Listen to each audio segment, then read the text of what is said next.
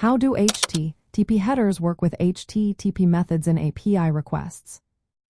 Imagine you're sending a letter to a friend, but instead of just the message, you include a list of instructions and details about the letter itself. That's similar to how HTTP headers work with HTTP methods in API requests. When you want a server to do something, you send a request using a specific HTTP method like GET, POST, PUT, DELETE, or PATCH.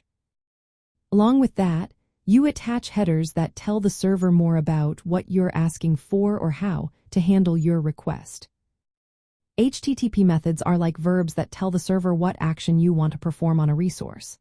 For example, GET is used to retrieve data, POST creates new data, PUT updates existing data, DELETE removes data, and PATCH makes partial updates. Headers are key-value pairs that carry extra information about the request or response. They can include details like what type of data you're sending, who you are, or what formats you accept in return. When you send an API request, the method indicates the main action.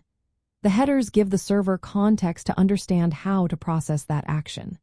For instance, if you're creating a new user with a POST request, you might include headers like content type to specify the data format, such as application JSON. You might also include an authorization header with a token to prove you have permission. The server reads both the method and headers to decide how to handle your request properly. Headers play different roles depending on the HTTP method. For GET requests, headers mainly handle caching, authentication, or client info, since there's no body to send. For POST, PUT, and PATCH, headers like content type and content length are essential because they tell the server what kind of data you're sending and how big it is. Delete requests often include headers for authentication or conditional deletion, like if match, to ensure you're deleting the right resource.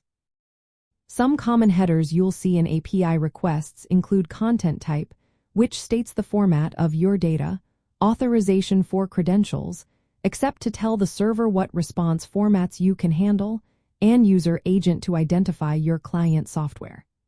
Developers can also add custom headers for specific needs, like passing extra data or flags. Getting these headers right is important in backend development. Proper headers ensure the server understands your request correctly. For example, setting content type to application JSON in a POST request tells the server to parse your data as JSON. Using authorization headers with tokens helps keep your API secure. Backend systems often check headers to validate requests, authenticate users, and determine how to process the data. In summary, HTTP methods define what you want to do with a resource, while headers provide the details needed to do it correctly.